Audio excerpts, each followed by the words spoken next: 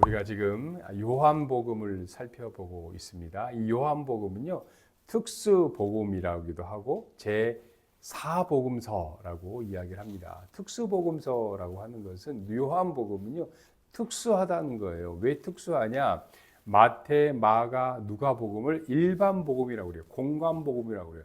서로 같은 관점에서 바라봤다 해서 일반적인 복음, 공관복음이라고 하는데, 이 요한복음은 일반 복음과 다르다는 거예요. 다른 관점에서 쓰여졌던. 그래서 특수복음이다라고 한다는 겁니다. 그리고 왜 또 사복음서라고 그러느냐? 이 세 가지의 복음서, 마태복음, 제 두 번째에 있는 또 마가복음, 세 번째에 있는 누가복음에 이어서 네 번째 마지막 책, 네 번째 책이다. 그래서 제4복음서다라고 합니다. 이처럼 요한복음에는요, 일반 복음서인 공관 복음서인 마태, 마가, 누가복음에 없는 그런 사건들, 그런 일들을 기록해 놓았습니다. 그래서 우리는 이 요한복음을 통해서 일반 복음서에서 알 수 없는 일들을 우리가 알게 된다는 거예요. 우리가 예수님이 30세에 공생애를 시작했대요. 공생이라는 건 뭐냐면 우리가 공직에 나간다 그러잖아요. 사생활과 공적인 일이 있잖아요. 직장에서는 공식적인 일이고 직장 끝나고 와서는 사생활이잖아요. 그런 것처럼 예수님이 30세 전까지는 사생활을 했다는 거예요. 그러니까 성경에 기록이 안 되어 있어요. 근데 예수님이 이제 세례 요한에게 세례를 받으시고 이제 본격적으로 하나님의 일, 그리스도 메시아 일을 하셨다. 그래서 공생애를 하셨다는 거죠. 그래서 우리가 공생애를 우리가 예수님 3년 하셨다. 어디에 나와 있냐? 마태, 마가, 누가복음을 보면 몰라요. 어디에서 보면 알 수 있어요? 요한복음을 보면 예수님이 3년 동안 공생애를 하셨구나라는 것을 알 수가 있다는 거죠. 우리 본문 1절에 한번 1절 읽어볼까요? 시작. 그 후에 유대인의 명절이 되어 예수께서 예루살렘에 올라가시니라. 유대인의 명절, 우리나라 이 한민족, 우리나라의 명절은 곧 다가오는 2월달에 뭐가 있습니까? 설날 있죠. 그리고 또 8월 한가위 뭐가 있어요? 추석이 있잖아요. 우리나라의 명절은 겨울에는 설날, 가을에는 추석이 있듯이 유대인들의 명절하면 3대 명절 중에 특별히 3월달, 4월달, 부활절 즈음에 있는 6월절이 유대인들의 가장 큰 명절이에요. 그래서 유대인들의 명절하면 6월절이구나. 그래서 이 예수님이 유대인들은요, 유대인들의 가장 큰 명절인 우리나라도 설날 추석 때는 고향을 가듯이 유대인들은 이 6월절이 되면 예루살렘 성전에 올라가서 제사를 드렸어요. 그래서 우리 예수님도 6월절이 되면 예루살렘으로 올라가셨다는 거예요. 그래서 요한복음에 보니까 예수님이 4번 예루살렘에 6월절에 올라가셨다라는 기록이 나와 있대요. 요한복음 2장, 오늘 본문 요한복음 5장, 그리고 이제 다음 장인 6장에 나오고 요한복음 11장 이렇게 4번에 걸쳐서 예수님께서 6월절에 예루살렘에 올라가셨더라. 그래서 4번, 만 3년 공생애를 하셨다는 것을 요한복음을 통해서 알 수가 있다는 겁니다. 자, 예수님이 올라가신 6월절에 올라가신 예루살렘에서 예루살렘 성에서 어떤 일이 벌어졌는지 오늘 본문을 통해서 살펴보도록 하겠습니다. 첫째, 시작. 예수님은 베데스다 연못을 찾아주셨다. 6절 시작. 예수께서 그 누운 것을 보시고 병이 벌써 오래된 줄 아시고 이르시되 내가 낫고자 하느냐. 예수님이 베데스다 연못을 찾아주셨다는 거예요. 이 베데스다 연못은요, 이 예루살렘 성 북동쪽에 위치해 있었다는 겁니다. 여러분, 예루살렘 이 성은요, 여러분 성이 있으면 이 성을 들어가는 성문이 있어요. 성문. 이 성문이 있는데 이 베데스다 연못은 이 북동쪽에 있었다는 거죠. 예루살렘 성에는 8개의 성문이 있었다는 거죠. 여러분, 우리나라 조선시대의 수도였던 서울, 한양에 성이 몇 개 있는지 아세요, 여러분? 8개가 있었어요. 가장 큰 문 4개. 무슨 문이 있었을까요? 동대문, 남대문, 서대문, 북대문이 있잖아요, 여러분. 근데 이 조선시대 사람들은 그렇게 안 불렀어요. 남대문을 뭐라고 불렀어요? 숭례문. 동대문을 뭐라고 불렀어요? 홍인문. 그래서 동대문에 가면 홍인시장이 있잖아요. 서대문을 돈이문, 북대문을 숙정문. 이런 식으로 불렀다는 거예요. 자기가 동서남북 크게 큰 4개의 문이 있고, 그리고 그 동서남북 옆에 조그마한 문이 있었어요. 그 대표적인 게 여러분 서대문 옆에 조그만 문이 뭐라고 그래요? 서소문. 서쪽에 작을 문. 서서문 알잖아요, 여러분. 이렇게 해가지고 8개가 있었구나. 큰 문이. 예루살렘 성도 마찬가지예요. 예루살렘 성도. 동서남북에 큰 문이 있었어요. 우리가 흔히 말한 이 동쪽, 예루살렘 성의 동쪽은요, 황금문이라고 그래요. 뭐 사자문이라고 그러고 황금문, 거기 지금 막혀 있어요. 지금 우리 예수님이 오실 때 그 문으로 오신다 해서 거기에 지금 막혀 있다는 거죠. 그리고 북쪽 문은 이 방금 말한 양문이라고 그래요. 양들이 지나가는 문. 남쪽은요, 아유 더러운 이 똥 같은 문을 오물을 흘려보낸다 해서 분문이라고 그래요. 분문. 서쪽은 요빠, 지중해로 간 길이다 해서 요빠항, 요빠문, 이렇게 4개의 문이 있고 또 자그마한 문이 있는데, 오늘 이 베데스다 연못은 북쪽의 동쪽에 있는 문이 거기에 양문, 북쪽에 있는 양문 옆에 베데스다 연못이 있었다는 것을 우리는 알 수가 있겠습니다. 이 베데스다, 우리는 많이 들어봤잖아요. 베데스다 참 좋은 말이에요. 이 베데스다라는 말은요, 자비의 집, 은혜의 집, 긍휼의 집이라는 뜻이에요. 여러분, 이 히브리어로요, 벳이 들어가면 집이에요. 집, 하우스예요. 그래서 벳엘 그렇잖아요. 베들레헴, 벳, 그리고 집, 헤데스는 자비, 긍휼, 은혜. 그래서 베드 헤데스 해가지고 베데스다라고 해가지고 자비의 집, 은혜의 집, 긍휼의 집. 참 좋은 말이라는 거죠. 이곳에는 이 병자들, 아픈 사람들이요, 병을 나으려고 많은 사람들이 이곳에 찾아왔다는 거예요. 근데 이 베데스다에는요, 이 신비로운 전설이 내려오고 있었습니다.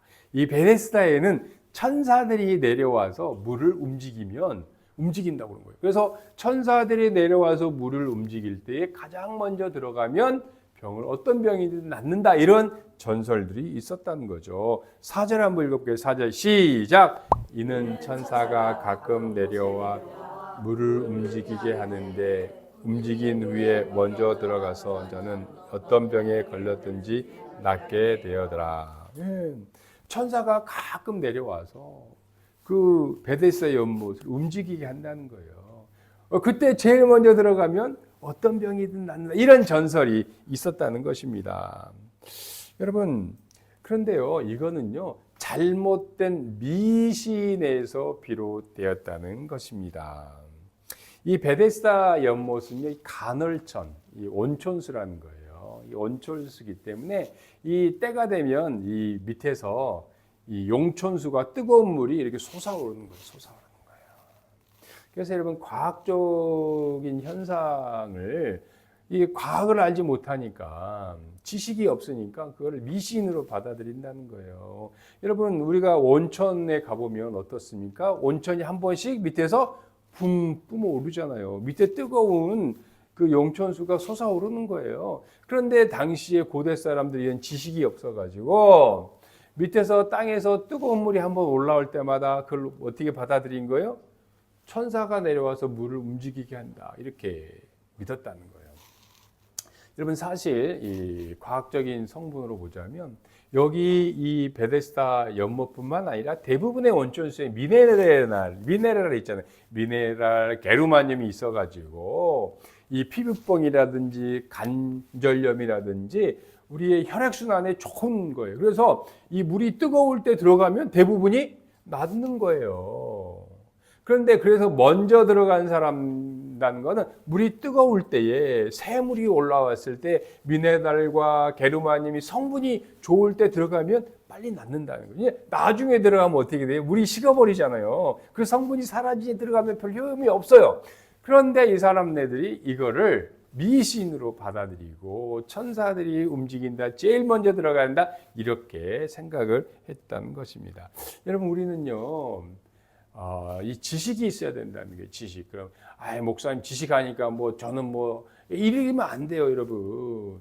여러분, 이 기독교는요, 이 지식의 종교라는 거예요. 하나님을 아는 지식이 없는 자는 그 백성은 망한다고 그랬어요. 그러니까 자꾸 성경 공부를 안 하려고 그래요. 다 안다는 거예요. 뭘 알긴 알아요. 그러니까 자꾸 미신에 빠진다는 겁니다, 여러분. 여러분, 믿음의 3요소는요. 한번 따라해 보시죠. 지식, 동의, 신뢰라는 거예요. 그냥 무조건 할렐루야 믿는다고 해서 아는 것이 아니라 하나님을 대한 지식이 있어야 되고 내가 그 지식에 대한 동의, 내가 순종, 받아들이고 그에 대한 내가 신뢰를 가질 때에 참다운 믿음이 있다는 것입니다, 여러분. 그렇기 때문에 여러분, 우리 기독교인들은 하나님을 아는 지식, 성경 지식과 과학 지식을 알아야 돼요. 과학을 모르니까 자꾸 그 미신에 따라가는 겁니다, 여러분. 이 사람들도 지금 그런 자연 현상을 미신 전설로 천사들이 했는데 잘못 알고 있잖아요. 그리고 우리는요, 성경 지식, 과학 지식뿐만 아니라 세상의 이 상식도에 좀 골고루 잘 갖춰야 돼요. 그리고 균형 있는 사람이 되어야 되는 거. 한쪽으로 치우치지는 거, 그건 안 좋은 거예요, 여러분. 균형이 있는 그래서 지식이 필요하다. 여러분, 그러니까요, 이러한 균형이 있는 이 지식, 균형이 있는 믿음이 없으니까 자꾸 누가 장풍 쏜다 하면 밀려들고 다 그 미신이에요, 여러분. 하나님 앞에 정말로 부끄러운 짓이에요. 왜 그래요, 왜? 그리고 넘어지다가 뇌진탕 걸리면 어떡하려고 그래요. 그거 다 쇼예요, 쇼. 그 악령의 역사예요. 자꾸 왜 그런 데를 가요. 그러지 말라는 거예요, 여러분. 여러분, 우리 정말 19세기 우리 대한민국, 우리 조선 사회를 한번 봅시다. 정말 이런 표현하기 뭐하지만 미개한 이 조선 땅에 어떻게 해서 이 개화가 되고 문명사회가 이루어졌던 것이 무엇입니까? 하나님을 아는 지식, 선교사님들이 오셔서 하나님의 말씀을 전했고 또 교육을 통해서 과학을 통해서 이 나라가 지금 이 정도까지 온 거 아닙니까? 그러니까 여러분, 이 문명과 문화, 이런 것들이 다 하나님을 아는 지식, 과학, 또 선교사님들의 교육을 통해서 상식직을 통해서 우리가 지금 여기까지 왔다는 거예요. 그런데 왜 자꾸 다시 옛날의 미신으로 돌아가느냐? 우리는 참 정말로 이런 것들을 잘 되새겨 봐야 된다는 겁니다. 여러분, 예수님은요, 어디든지 찾아가시고 누구든지 만나 주셨다는 것입니다. 요한복음 4장에 보니까 예수님께서는 아무도 가지 않으려고 했던 사마리아 땅을 밟으시고 방문하셨고 그곳에서 아무도 만나주려고 하지 않았던 사마리아 여자를 만나주신 예수님이십니다. 그 예수님께서 오늘 베데스다 연못을 찾아와 주셨다는 거예요.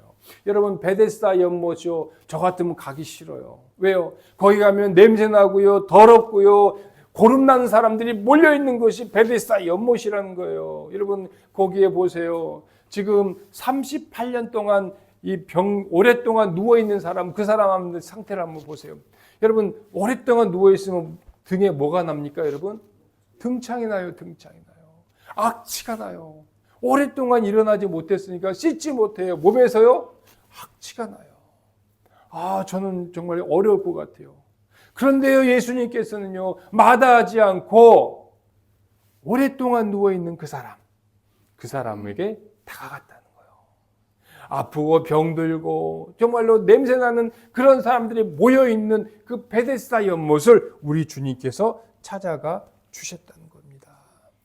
여러분, 예수님께서는요, 바로 그런 곳에 가셨고 또 그런 사람들에게 다가가셨습니다. 여러분, 이것이 예수님의 은혜요, 자비요, 예수님의 긍휼의 사랑이십니다. 자, 둘째, 시작. 예수님은 38년 된 병자를 고쳐주셨다. 8절 시작.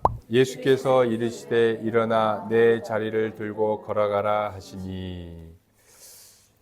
이 베드사다의 연못에 많은 병자가 있었는데 38년 된 병자를 예수님은 고쳐주셨습니다. 여러분, 이 성경에는요, 이 숫자가 무의미한 숫자가 없어요. 성경에 나오는 숫자는요, 어떤 숫자이든지 다 특별한 의미가 있다는 것입니다. 하필이면 지금 예수님께 고침을 받은 이 병자가 38년이 되었다고 합니다. 여러분, 우리는요, 신약 성경을 보면서 구약을 바라볼 수 있어야 되고, 구약 성경을 읽으면서 신약을 바라볼 수 있어야 한다는 거예요. 관통을 해야 된다는 거예요. 관통. 신약을 통해서 구약, 구약을 통해서 신약을 알아볼 수 있어야 된다는 거죠. 여러분, 이스라엘 백성들은요, 430년 동안 이집트에서, 애굽에서 종살이 노릇을 했습니다. 그리고 무려 430년 동안 하나님께 간구했어요. 하나님, 우리를 이 식민지 노예생활 종살이로부터 구원해 주세요라고 간구를 드렸다는 거죠. 하나님께서 응답하여 주셔서 모세를 보내서 하나님이 이스라엘 백성들을, 히브리 민족을 구원해 주셨다는 거죠. 구출해 주셨다는 거죠. 그래서 이스라엘 백성들이 모세의 인도하에 홍해를 건넜습니다. 그래서 광야의 땅에 광야에 들여섰다는 거죠. 이제 열 하루길 한 11일이면 이 적과 꿀이 흐르는 약속의 땅, 가나안 땅을 들어갈 수 있었다는 거죠. 그런데 어디?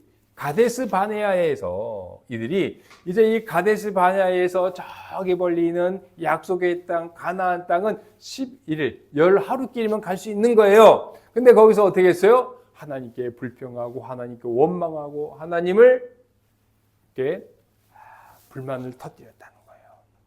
하나님, 아니 우리를 이 광야에 왜 내보내셨습니까? 물도 없고 먹을 것도 없어요. 하나님, 차라리 이럴 거면 우리 다시 애굽으로 돌아갈래요. 애굽에 가가지고 다시 종살이 할래요. 다시 노예가 될래요. 아니, 하나님이 자유의 몸을 주셨는데 조금 그 덥다고 불평과 불만과 원망을 한다는 거예요. 그러니까 하나님이 알았다. 니들 소원이 그렇다면 알았다. 그래서 하나님이요, 이 광야에서 몇 년 동안요? 38년 동안 이 광야길을 걷게 해주셨다. 광야를 방황하게 해주셨다는 거죠. 여러분, 이스라엘 백성들이 이 광야에서 38년 동안 방황했던 그 38년이 오늘 베데스다 연못에 38년 동안 누워있는 병자의 모습이라는 겁니다. 여러분, 이스라엘 백성들은요, 하나님께 원망하고 불평하고 이 불만을 터뜨렸던 이스라엘 백성들, 자기들이 그렇게 하나님께 간구하고 기도드려서 드디어 종살이에서 노예에서 벗어나서 자유의 몸이 되었는데, 하나님, 다시 나 종살이가 좋아요. 나 다시 미신 믿으며 섬길래요. 알았다. 하나님 38년 동안 방황하게, 오직 다가올 그 약속의 땅을 받아본, 믿음으로 받아본, 믿음을 가진 여호수아와 갈렙만 약속의 땅에 들어가고 나머지는 모두 광야에서 죽고 말았다는 겁니다. 여러분, 베데스다 연못에 있는 38년 된 이 누워있는 병자는요, 38년 동안 자기의 노력, 자기의 힘으로 아무리 그 연못에 들어가려고 했지만, 자비와 그 은혜의 집인 베데스다 연못에 들어가려고 했지만 못 들어갔어요. 언제 들어갔습니까? 믿음의 주요 온전케 하시는 예수 그리스도를 만났을 때 그가 온전하게 치유함을 받고 말았다는 것입니다. 여러분, 이 예수님은요, 이 병자에게 말씀하셨어요. 네가 낫고자 하느냐? 라고 예수님이 물어보셨다는 거죠. 그러자 이 병자는 뭐라고 대답을 했습니까? 7절 시작. 병자가 대답하되 주여, 물이 움직일 때에 나를 못에 넣어준 사람이 없어 내가 가는 동안에 다른 사람이 먼저 내려가나이다. 예수님이 물었어요. 너 38년 동안 그렇게 누워있구나. 너 낫고자 하느냐? 라고 물어봤어요. 그랬더니 이 사람이 뭐라고 그래요? 이 사람이요. 딱 두 가지, 대답의 핵심은 두 가지입니다.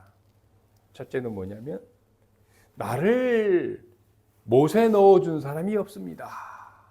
두 번째, 다른 사람이 먼저 내려가나이다. 이 사람의 이 대답의 핵심은요, 원망과 불평과 남 탓하고 있다는 거예요. 예수님이 낫고자 하느냐? 그러면 예수님 저 낫고 싶습니다 라고 하면 되는데 남 탓을 하고 있다는 거예요. 남 탓을. 나를 저 연못에 넣어준 사람이 없어요. 아니 나보다 먼저 사람들이 내려가요. 환경 탓, 남 탓. 여러분 이 38년 된 병자의 모습에서 이스라엘 백성들의 그 모습을 볼 수가 있다는 거예요. 하나님이 구원해 줬는데요. 하나님을 원망하고 불평하고 그런다는 거예요. 환경 탓하고. 여러분 우리 조상들도 우리 속담에도 그러잖아요. 잘 되면 내 탓, 잘못되면 조상 탓. 계속 남 탓만 한다는 거예요. 이 지금 38년 된 병자도요. 하도 몸이 아프고 그러니까 의존적이고 노예근성 이게 지금 있는 거예요. 뭐 좀 심한 거지근성이 있는 거예요. 그냥 계속 나는 잘못이 없다는 거예요. 다른 사람이 먼저 내려간다는 거예요. 계속 남 탓만 하고 있다는 것입니다. 여러분 하나님께서는요 이스라엘 백성들의 그런 종살이 그런 노예근성을 예수님께서는 버리시기를 원했다는 거죠. 그리고 예수님께서도요 바로 이러한 가운데에서도 계속 다른 사람이 나를 넣어주지 않아요. 내가 먼저 가려고 그랬는데 다른 사람이 먼저 내려가요. 라는 이러한 사람을 이러한 병자를 외면하지 않으시고 이 사람을 낫게 해 주셨다는 것입니다. 여러분 예수님이 이 병자에게요 말했어요. 내 자리를 들고 걸어가라. 내 자리를 들고 걸어가라 라고 말씀을 하셨다는 것입니다.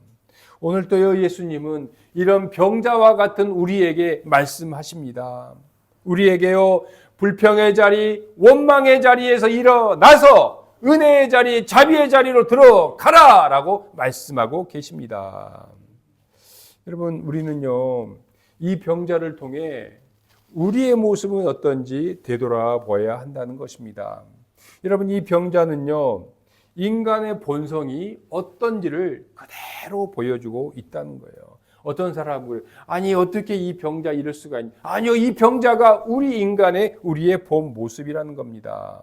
여러분 이 병자는요 지금 유대인들에게 협박을 받고 있다는 거예요. 여러분 유대인들은요 이 안식일을 엄격하게 지켰어요. 제4계명에도 있지만은 유대인들은요 제4계명에다가 자신들의 이 규례를 정해가지고 엄격하게 지켰다니까요. 한 예로 여러분 이 안식일 날은요 900m 이상을 걸어가면 안 돼요. 900m 걸어가면 그 사람은 벌 받아야 된다는 거예요. 감옥 가야 된다는 거예요. 그러니까 엄격하게 지켰다는 거예요.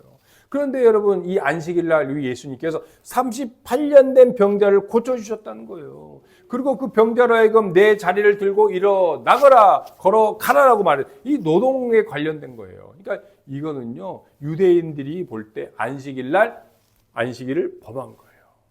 그래서 이 사람들이 이 병자를 찾아와 가지고 이제 협박을 하는 거예요. 너 안식일 날 왜 네 자리를 들고 걸어갔어? 너를 고쳐준 사람이 누구야? 라고 추궁하고 있다는 거예요, 여러분. 근데요, 이 사람이요, 이제 자기가 벌 받을까봐, 자기가 해를 당할까봐 그것을 누구한테 넘기고 있어요? 예수님한테 넘기고 있다는 거예요. 그래서 예수님이 이 일을 아시고, 안식일날 이 사람을 고쳐준 걸 아시고, 혹시 이 사람이 해를 당할까봐, 이 사람이 더 큰 죄를 지을까봐 예수님이 찾아와서 이 사람에게 말을 했어요. 신신당부를 했다는 거죠, 여러분. 이 한번 우리 14절 읽어볼까요? 14절 시작. 보라 내가 나음으니 더 심한 것이 생기지 않게 다시는 죄를 범하지 말라 하시니. 예수님이요 이 사람을 예루살렘 성전에 찾아와서 일부러 만나 주셨어요. 그리고 부탁을 했어요. 당부를 했어요. 네가 이제 네 병에서 나음을 받았으니 육체의 질병이 나음 받아서 너무너무 잘 됐다. 그런데 너 앞으로 유혹이 올 거야. 시련이 올 거야. 시험이 닥칠 거야. 더 심한 것이 생기지 않게 다시는 죄를 범하지 말라라고 말했다고요. 여러분 더 심한 죄는 뭐냐면요. 육체의 질병보다 더 심한 죄, 영혼의 병, 영혼의 질병, 영혼의 죄를 짓지 말라라고 했다는 거예요. 여러분 영혼의 죄는 더 심한 것은 뭐냐면요. 예수님께서 요한복음 8장에 보니까 가늠하다 걸린 여인에게 그랬어요. 예수님이 똑같은 말씀을 하셨어요. 내가 너를 정죄하지 아니오니 다시는 죄를 짓지 말라. 그 죄는요. 간음의 죄, 육체의 죄가 아니라 마음의 죄, 영혼의 죄를 짓지 말라는 거였어요. 하나님께 죄를 짓지 말라는 거였어요. 이 사람에게도 말을 했다는 거죠. 너 더 큰 죄, 영혼의 죄를 짓지 말거라 라고 그랬다는 거예요. 그건 뭘 의미합니까? 너 예수님 배신하면 안 돼. 너 나를 떠나면 안 돼. 너 믿음이 변질되면 안 돼. 말씀을 했다는 거죠. 그런데요, 이 사람이요, 자기 발로 걸어가서 예수님을 배신하고 예수님을 고자질하고 예수님을 고소하고 말았어요. 왜요? 사람들이, 유대인들이 너 안식일 날 너 병 고칠 사람이 누구야? 라고 말을 하니까 너 말 안 하면 너 잡아가겠어 하니까요. 이 사람이요 자기 발로 가가지고 자기를 고쳐준 사람이 누군지 고자질했다는 겁니다. 15절 읽어볼까요? 15절 시작. 그 사람이 유대인들에게 가서 자기를 고치는 예수라 하니라. 여러분, 모르세요. 아니 어떻게 이럴 수가 있을까? 38년 동안 그렇게 고질병인 병에서 고침을 당했으면 받았으면 어떤 어려운 가운데도 예수님을 잘 믿고 예수님을 따라야 되는데 안 해도 되는데 자기 발로 가가지고 나를 고쳐준 사람이 예수님입니다 라고 고발했다는 거예요. 그러니까 16절에 우리가 읽은 16절에 유대인들이 예수를 박해하니라. 예수님께서 박해를 받게 됐다는 거죠. 더 큰 죄를 짓고 말았다는 거죠. 여러분 도대체 이게 말이 되나 하는데요. 이 사람의 모습에서 우리 자신의 모습을 찾아볼 수가 있다는 것입니다. 우리는 그럽니다. 여러분, 저와 여러분이 그러고 있다는 거예요. 여러분, 하나님 이것만 해주세요. 진짜 하나님이 그렇게 응답을 해줘요. 그럼 여러분 어떻게 합니까? 작심 3일, 3일 동안 하나님 감사합니다. 그래놓고 4일째 입을 딱 씹습니다. 하나님 이것만 응답해 주세요. 그런데 하나님 진짜 응답해 주셨어요. 하루 동안 막 찬양을 부르고요. 막 좋아요. 다음 날 언제 그랬냐는 듯이 하나님을 잊어버린다는 거예요. 여러분, 우리 인간의 본성이요. 우리 인간의 본성이 화장실 들어갈 때의 마음과 나올 때의 마음이 달라요. 배가 너무너무 고파요. 이거 1,000원, 아니요, 내가 5,000원 줄게요. 했는데, 먹고 나니까 5,000원을 안 주고 얼마 줘요? 1,000원도 안 줘요. 1,000원도. 이게 우리 인간의 마음이라는 거예요, 여러분. 이게 우리 인간의 마음이라는 거죠. 여러분, 참, 우리들은요, 그럼 나만 그러냐? 여러분, 아니야. 우리 모든 인간이 그렇다는 거예요. 믿음이 좋은 사람, 믿음이 좋든 안 좋든 다 그렇다는 거예요. 여러분, 예수님을 3년 동안 따라다녔던 베드로, 예수님의 수제자 베드로는 어떤 사람이었습니까? 예수님, 나는 예수님을 떠나지도 않고 버리지도 않고 배신하지도 않겠어요. 그런데 제일 먼저, 여러분, 예수님을 누가 제일 먼저 배신했습니까? 베드로가 예수님을 떠나고 배신하고 예수님을 버리고 말았다는 것. 이게 우리 인간의 본성이라는 거예요. 그럼에도 불구하고 이런 예수님을 배신하고 예수님을 떠나고 이런 본성이 있는 우리들을 예수님이요, 우리를 버리지 않으시고 우리를 늘 가까이 하시고 우리를 늘 찾아와 주신다는 것입니다. 여러분, 세상 사람들은요, 한번 신용이 깎이면, 신용 점수가 깎이면 그걸로 끝장나지만, 외면당하지만, 우리는 늘 예수님을 떠나고, 예수님을 배신하고, 우리가 예수님을 외면할지언정, 예수님은 늘 우리와 찾아와 주시고, 우리를 만나 주시고, 우리와 함께 해 주시는 분이십니다. 여러분, 그래서요, 예수님은 은혜이시고, 예수님은 자비로우신 분이시고, 예수님은 긍휼이 많으신 분이심을 기억하시기를 바라겠습니다. 셋째, 시작. 예수님은 우리에게 베데스다 연못으로 교회를 주셨다. 여러분, 이 베데스다라는 뜻은요, 아까 말했듯이 한번 따라해 보실래요? 자비의 집, 은혜의 집, 긍휼의 집. 여러분, 그러나요, 이 베데스다 연못에는요, 지금 낫기를 바라는 맹인, 다리 젖은 자, 혈기 마른 자, 온갖 사람들이 이곳에 모여 있는 곳이 이 베데스다 연못이라는 거예요. 여러분, 은혜로운 집, 자비의 집이 이제는요, 여러분 따라해 보세요. 살벌한 경쟁의 집, 경쟁의 집이 되고 말았어요. 여러분, 왜요? 아니, 은혜의 집, 자비의 집이 경쟁의 집이 되고 말았다는 거예요. 왜요? 내가 먼저 저 물이 움직일 때 내가 먼저 들어가야 된다는 거예요. 내가 내 병이 낫기 위해서는 옆에 사람이 먼저 들어가면 돼요, 안 돼요? 안 돼요. 밀쳐서라도, 때려서라도, 저 사람의 다리를 잡아 끌어내고서라도 내가 먼저 들어가야 된다는 거예요. 그러니까요, 난장판이 되고 말았어요. 난장판이 되고 말았어요. 내가 저 사람을 짓밟아야지만 내가 살아나고, 저 사람을 끌어내야지만 내가 이긴다는 거예요. 여러분, 이 베데스다 연못이요, 더 이상 은혜와 자비의 집이 아니라 경쟁의 집이, 질투의 집이, 시기의 집이 되고 말았다는 거예요. 여러분, 우리가 살아가고 있는 이 세상이 어떤 곳입니까? 무한 경쟁의 시대라는 거예요. 남이 망해야 내가 살아난다는 거예요. 남이 잘못돼야 내가 올라간다는 거예요. 여러분, 예수님께서는요, 세상에서 경쟁에서 뒤처지는 우리들, 경쟁에서 이길 수 없는 우리들을 은혜의 집, 자비의 집, 긍휼의 집, 교회로 불러주셨습니다, 여러분. 여러분, 이것이 은혜라는 거예요. 여러분, 그래서요, 이 교회는요, 세상과 같은 그런 공식이 적용하면 안 된다는 거예요. 주일날 몇 명대로 했냐? 너 왜 전도회 안 왔어? 이건 교회가 아니라는 거예요, 여러분. 이게 왜 교회입니까? 교회에서 경쟁을 시켜요. 너 5만 원 했어? 나는 10만 원 했어. 이건 교회가 아니라는 거예요, 여러분. 교회가 아니라는 거예요, 이거는. 교회는 그러면 안 된다는 거예요. 여러분, 세상에서 경쟁하고 세상에서 낙오되는 사람들이 모여서 주님의 자비, 주님의 은혜, 주님의 긍휼을 먹고 살아야 되는 것이 바로 이 베데스다 주님의 몸된 교회라는 겁니다. 여러분, 그래서요, 교회는요, 인간들이 세운 건물이 아니라 주님께서 십자가에서 흘려주신 그 보혈의 핏값으로 세우신 곳이 교회라는 거예요.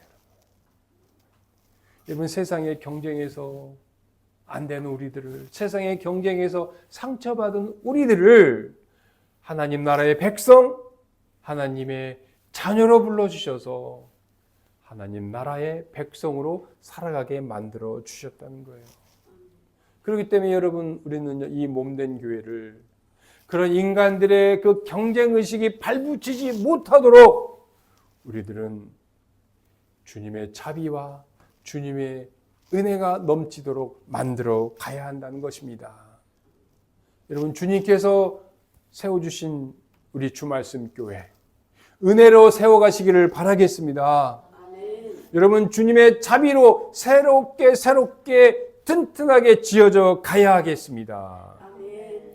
여러분, 그래서요, 우리는요, 내가 할 수 없는 일은 할 수 없고요. 내가 할 수 있는 일, 그것이 무엇입니까? 그것은요, 주님 각자 여러분에게 주신 은사가 있어요. 하나님이 여러분에게 주신 은사, 그 은사를 가지고 내가 돋보이는 것이 아니라, 내가 남을 누르는 것이 아니라, 주님께서 여러분 각자에게 주신 그 은사들을 가지고 섬기며 협력하여 선을 이루어가는 우리 귀한 주말씀 교회가 되어야 하겠습니다. 기도드리겠습니다.